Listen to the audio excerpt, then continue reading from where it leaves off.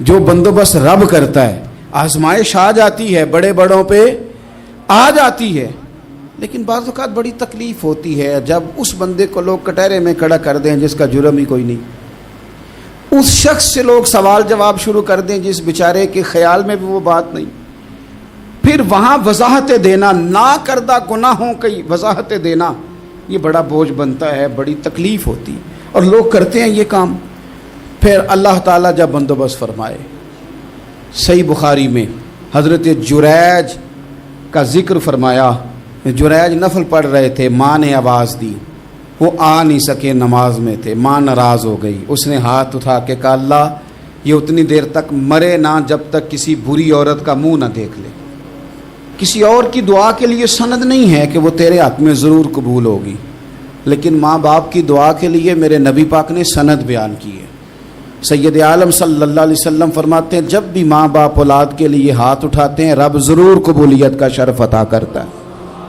تو جہاں سند موجود ہے نا, کچھ افتتاح ابا جی سے بھی کرا لینے چاہیے, کچھ کام شروع کرنے سے پہلے صرف اماں سے ہی دعا کرا لینی چاہیے. یہ والا افتتاح بھی بڑے کام کا ہے کیونکہ یہاں سند بیان کر دیا میرے نبی کریم. تو جناب جریج کی ماں ناراض ہو گئی, کہنے لگی اللہ اس نے میری بات نہیں سنی. اب تھے تو وہ نیک, لیکن رب کریم کی حکمت کا تقاضا ہے, ماں کی دعا کو بھی قبول کرنا تھا. اللہ نے آزمائش میں مبتلا کر دیا. والدہ تو چلی گئیں, وہ ایک خیمے میں, ایک کٹیا میں, ایک جھونپڑی میں عبادت کرتے تھے, اللہ کو یاد کرتے تھے, رب رب کرتے تھے, اور لوگ ان کی بڑی تعریف بھی کرتے تھے.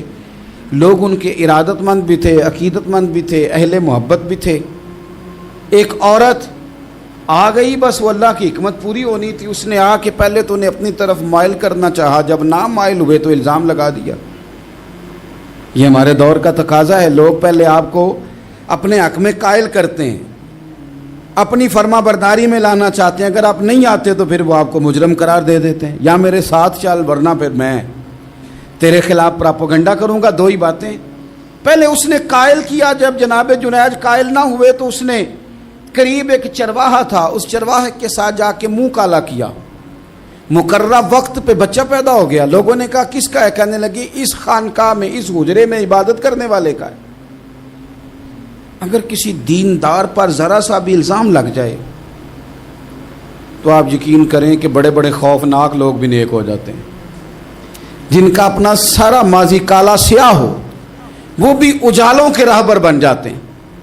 جن کی اپنی زبانیں ساری زندگی آلودہ رہی ہوں وہ بھی بڑے بڑے اعلیٰ سچ بولنے لگتے ہیں. اعلیٰ کچے میرے مکان کی دیوار کیا گری, لوگوں نے تو میرے صحن میں رستے ہی بنا لیے. بڑے لوگ آ جاتے ہیں, پھر بڑا کچھ کرتے ہیں اور بڑے بڑے خوفناک جملے کستے ہیں. بس کو نقطہ جو ہاتھ آ گیا, ایسا جیسے گرنے کا انتظار کر رہے تھے.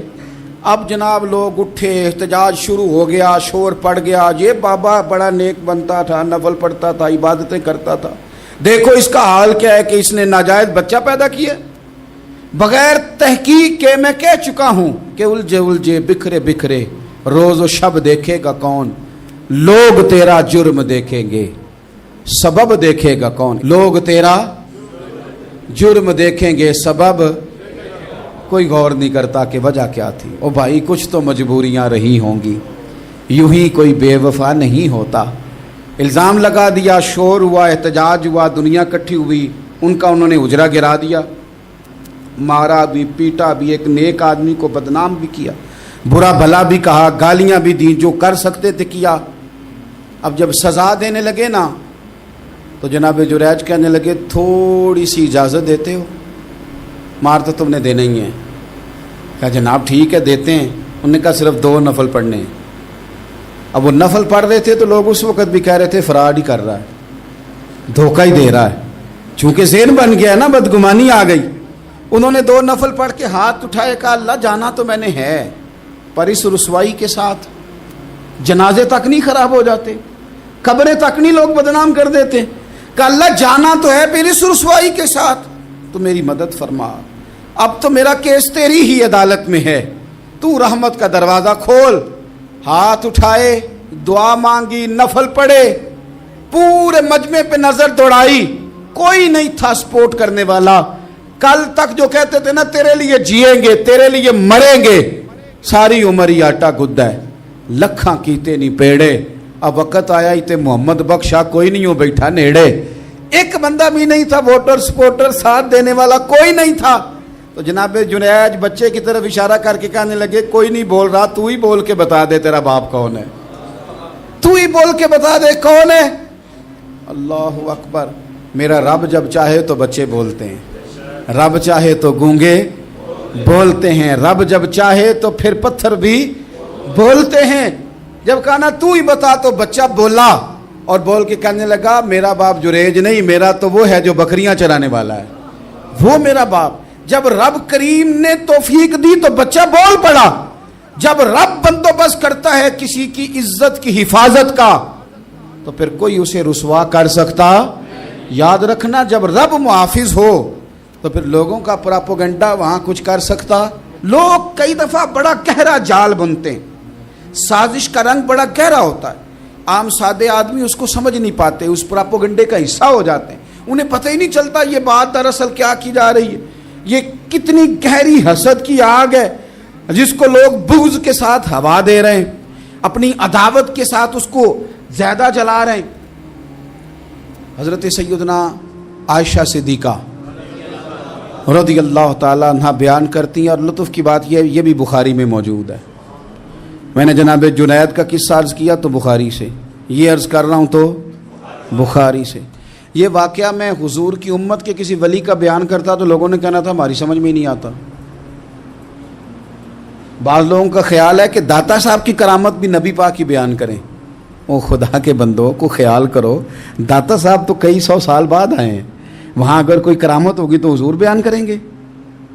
اگر نبی کریم نے پچھلے بنی اسرائیل کے ولیوں کی کرامتیں بیان کر کے تمہیں بتائی ہیں تو اس کا معنی یہ ہے کہ اگر وہاں اللہ یہ شان عطا کر سکتا ہے تو تم تو امتوں کی سردار امت ہو, ان پر تو نیرا فضل ہے, تم پر تو رب کا فضل کبیر ہے.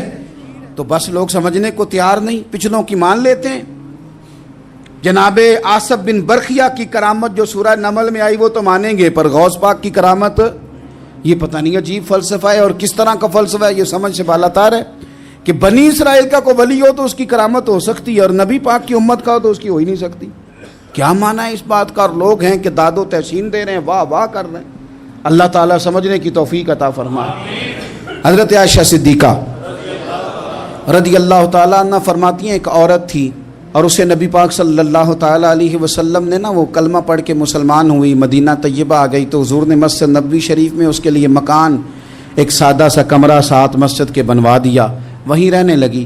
اکثر وہ سیدہ طیبہ کے پاس آتی تو حضرت عائشہ صدیقہ رضی اللہ تعالیٰ عنہ فرماتی ہیں وہ بڑی باتیں سناتی اور آخر میں کہتی وہ ہار والا دن بھی بڑا عجیب دن تھا اور میرے رب کی قدرتوں کا دن تھا, وہ بھی بڑا عجیب دن تھا. سیدہ عائشہ صدیقہ رضی اللہ تعالیٰ عنہ ایک دن فرمانے لگی کہ تو ہار والے دن کا بڑا ذکر کرتی ہے, وہ کیا دن تھا؟ تو خاتون کہنے لگی اماں جی وہ دن تھا جب میرے رب پر بھروسہ اور مضبوط ہو گیا, جس دن میرا اپنے رب پر توکل اور بڑھا, میرے ایمان میں یقین میں اور پختگی آئی. کہنے لگی میں ایک گھر کی کنیز تھی, نوکرانی تھی, اس گھر میں ایک بچی تھی جس کے پاس سونے چاندی ہیرے جواہرات کا ہار تھا. اس زمانے میں نا چمڑے کے اوپر لوگ ہیرے جواہرات لگاتے تھے, کئی دفعہ سرخ رنگ کے چمڑے پہ لگائے جاتے تھے. وہ بچی پہنتی تھی تو کہتی ہیں وہ بچی کے اس نے اتار کے رکھا یا اس سے گرا وہ ہار تو چیل اسے اٹھا کے لے گئی گوشت سمجھ کے اور میرے سامنے اٹھا کے لے گئی. گھر والوں نے مجھ سے پوچھا, یہ بخاری میں موجود ہے, گھر والوں نے پوچھا مجھ سے کہ وہ ہار کہاں ہے, تو میں نے کہا چیل اٹھا کے لے گئی. گھر میں کچھ چوری ہو جائے تو سب سے پہلا الزام کس پہ لگتا ہے؟ ملازمین پہ. کہتے انہوں نے مجھے بڑا مارا, بڑی تکلیف تھی, حتیٰ کہ میری شرمگاہ تک کی تلاشی لی, میری عزت اتنی خراب کی میں بتا نہیں سکتی. میں نے اپنی زندگی میں ایک واقعہ دیکھا, ایک امیر گھر میں چوری ہو گئی, ملازم کو اتنا مارا کہ وہ چارپائی پہ پڑ گیا. پولیس والوں سے اتنی مار پروائی گئی کہ وہ بیچارہ چارپائی پہ پڑ گیا اور پھر وہ اتنا بیمار ہوا اور کچھ دنوں کے بعد پتہ چل گیا کہ چور تو اپنا بیٹا ہے ان کا. پھر اس کا انتقال ہو گیا. اب وہ سیٹھ صاحب اور گھر والے آ کے مرنے والے کے کان میں معافیاں مانگ رہے ہیں, کان میں تو میں نے ان سے پھر کہا تھا کہ یہ تو اب چلا گیا ہے، تمہارا زور چلتا تھا نا، تو تم نے قانون خریدا اور تم نے اسے جتنا ہو سکا تم نے اسے مار پڑوائی، تمہارے پاس جو عدالتیں تھیں تم نے وہاں کارروائی کی، اب ایک عدالت قیامت کے دن لگے گی۔ یہ کمزور تھا نا، کچھ کر نہیں سکا۔ میرے نبی پاک صلی اللہ علیہ وسلم نے فرمایا سن لو، اگر سینگ والی بکری نے بغیر سینگ والی بکری کو تکلیف دی ہوگی نا تو قیامت کے دن اسے بھی بدلہ دینا پڑے گا کہ تیرے پاس سینگ تھے اور تو نے اسے مارا تھا۔ وہ خاتون عرض کرتی ہے سیدہ عائشہ کی خدمت میں کہ مجھے بڑا مارا، مجھے تکلیف دی، میں کہہ رہی تھی کہ میرے سامنے چیل لے گئی ہے پر وہ نہیں مان رہے تھے، اماں جی انہوں نے مجھے بڑا مارا۔ حضرت عائشہ صدیقہ کہتی ہیں پھر کیا ہوا؟ کہنے لگی اماں جی جب کوئی میرا مددگار نہ رہا، مجھے تکلیف دے رہے تھے، رسوا کر رہے تھے، تو میں نے اپنے رب سے مدد چاہی، میرے رب کی طرف میں نے توجہ کی، میں نے کہا مالک اب تو ہی میرا مددگار ہے۔ کہتی ہے وہ مجھے مار رہے تھے تو وہ چیل جو ہار لے گئی تھی وہی لے کے واپس آ گئی، اور ہمارے سروں کے قریب لا کے اس نے جب اس ہار کو پھینکا وہ مجھے چھوڑ کے سائیڈ پہ ہوئے، وہ میری بے گناہی جان گئے، لیکن آپ کو بتاؤں اس دن سے میرا اپنے رب پر یقین اور بڑھ گیا۔ مجھے سمجھ آ گئی کہ جب انسان پورا ٹوٹ جاتا ہے اور جب کوئی چاروں جانب اس کا مددگار نہیں ہوتا تو رب تو ہوتا ہے نا، اللہ تو اس کا مددگار ہوتا ہے نا، وہ تو پھر اپنے اس بندے کی مدد کرتا ہے نا، پھر وہ تو توانائی دیتا ہے نا، وہ تنہا نہیں چھوڑتا، وہ تو آنسوؤں والوں کے آنسوؤں پہ بڑا کرم فرماتا ہے، وہ تو قسم پرسی میں آ جاتا ہے، اس کی رحمت بڑھ کے استقبال کر لیتی۔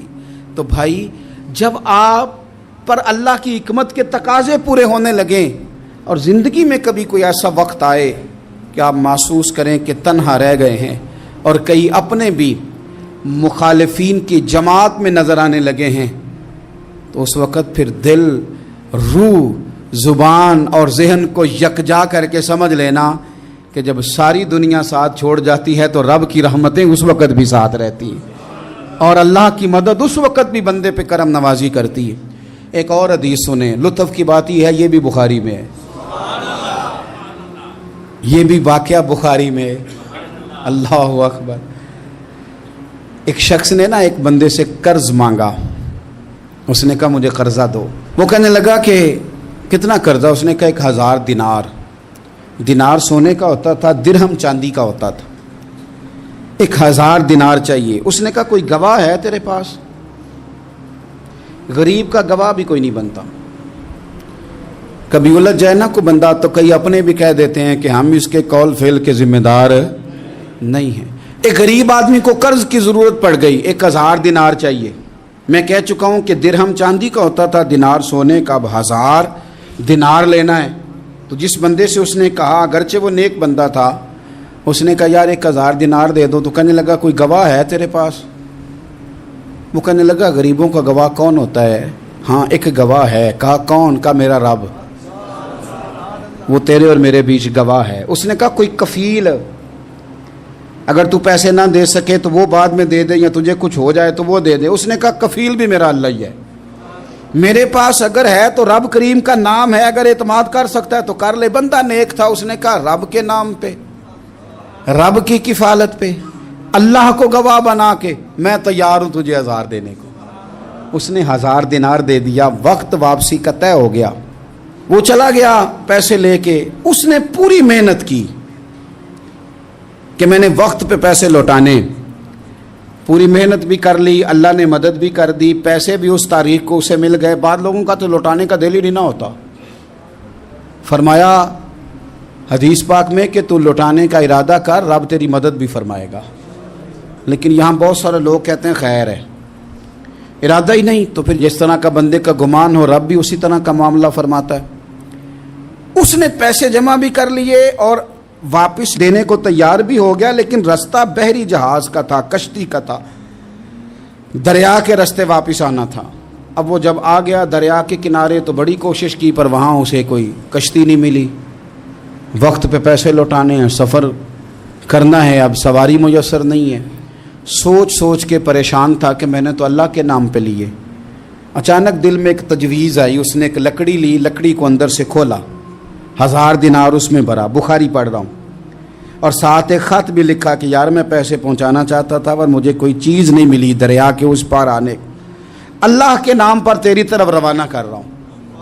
اور یہ کہہ کہ وہ لکڑی دریا میں رکھ دی، وہ لکڑی ڈوب گئی ہے، واپس آ گیا۔ وہ جس نے پیسے لینے تھے وہ عین مقررہ وقت پر دریا کنارے آیا، صبح سے سر شام تک اس نے انتظار کیا۔ دل ڈھلنے لگا تو دل میں خیال آ گیا کہ یار نہیں، اس نے دینے ہی نہیں، جھوٹا وعدہ کر گیا، پہنچا ہی نہیں وقت پہ۔ اب جب واپس لوٹنے لگا تو اچانک دریا میں ایک لکڑی تیرتی ہوئی دکھائی دی، کہنے لگا لے جاتا ہوں، شام کو روٹیاں پکانے کے کام آئے گی، ایندھن بنا کے جلا لوں گا، ہنڈیا پک جائے گی۔ لکڑی اٹھا کے جلانے کے لیے گھر لایا، گمان تھا کہ وہ نہیں آیا وعدہ کر کے، اللہ کو کفیل اور وکیل بنا کے اور گواہ بنا کے پھر بھی نہیں آیا۔ لکڑی لے کے گھر گیا، بخاری ہے، اور جب اس کو چیرا نہ کہ میں اس کی آگ جلاؤں گا، کھولا تو اندر سے 1000 دینار بھی نکل آیا، خط بھی نکل آیا۔ اب ذرا سمجھنا، اس کے دل میں بات کس نے ڈالی کہ تو لکڑی میں پیسے ڈال دے؟ اللہ نے۔ اس بندے کو مقررہ وقت پہ کنارے بھیجا کس نے؟ لکڑی صرف اسی کے ہاتھ آئی تو یہ بندوبست کیا کس نے؟ اللہ نے۔ گھر جا کے چیری تو پیسے بحفاظت اس تک پہنچائے کس نے؟ تو پھر ہمیں بھی توجہ اللہ کی جانب ہی کرنی چاہیے، ہمارے پہ دل کی توجہ رب کی طرف ہی ہونی چاہیے نا، ہمیں ادھر ادھر جانے کی، دیکھنے کی، بندوں پر غور کرنے کی ضرورت کیا ہے؟ وہ پیسے پہنچ گئے، یہ وہاں اپنی جگہ پہ پریشان تھا، اس نے 1000 دینار اور جمع کیا۔ پھر دوبارہ ایک دن دریا کنارے آیا، کشتی مل گئی، بیٹھ کے اپنے اس بھائی کے پاس آیا، کہنے لگا دیکھنا مجھ پر بدگمان نہ ہونا، پیسے اس تاریخ کو بھی جمع کر لیے تھے، دریا پہ آیا تھا پر کشتی نہیں ملی تھی، پھر میں نے نا لکڑی میں ڈال کے خط ڈال کے تیری طرف بھیج بھی دیے تھے، لیکن آج میں پھر لے کے آ گیا ہوں۔ وہ کہنے لگا خوش ہو جا، جس رب کو تو نے میرا اور اپنا گواہ بنایا تھا اس رب نے میرے تک پہنچا بھی دیے ہیں۔ جب لوگ اللہ کو گواہ بناتے ہیں، رب کی جانب اپنی توجہ کرتے ہیں، اپنی چاہتوں، خواہشات اور اپنی ساری چٹھیاں اپنے رب کریم کی رحمت کی طرف روانہ کرتے ہیں، پھر اللہ اپنے بندوں کو مایوس نہیں کرتا، اللہ اپنے بندوں کو نواز دیتا ہے، اللہ تبارک و تعالیٰ اپنے بندوں پہ کرم نوازی کرتا۔ او سنگیو، ساری امیدیں سیٹھوں، نوابوں، دنیا داروں سے کیوں وابستہ کرتے ہو؟ ساری توجہات کا مرکز کیوں ان لوگوں کو بناتے ہو جو تمہیں دنیا میں مضبوط نظر آتے ہیں؟ اپنی توجہات کا مرکز اپنے خدا کو بنائیے، اپنے مالک کی جانب اپنی ساری خواہشات کا رخ پھیر دیجئے، اپنی توجہات اپنے رب کی جانب کر لیجئے، وہ اپنے بندوں پہ بڑی کرم نوازی فرماتا ہے، وہ عزتوں کا بھی محافظ ہے، وہ پریشانیوں میں کرم نوازیاں فرمانے والا ہے، وہ ساتھ دینے والا ہے، وہ اس کی رحمت قریب آ کے بندے کو سہارا دیتی ہے، وہ اپنے فضل سے اپنے بندوں کی ہر مشکل میں دستگیری فرماتا ہے۔ اسیاں سے کبھی ہم نے کنارہ نہ کیا، اور تو نے بھی تو دل آزردہ ہمارا نہ کیا، ہم نے تو جہنم کی بہت کی تدبیر، پر مولا تیری رحمت نے گوارا نہ کیا۔ عدل کریں تے تھر تھر کمبن، اچیاں شانہ والے، تجھے تو فضل کریں تے بخشے جاون، میرے جے منہ کالے۔ آخر دعوایا ان الحمد للہ رب العالمین۔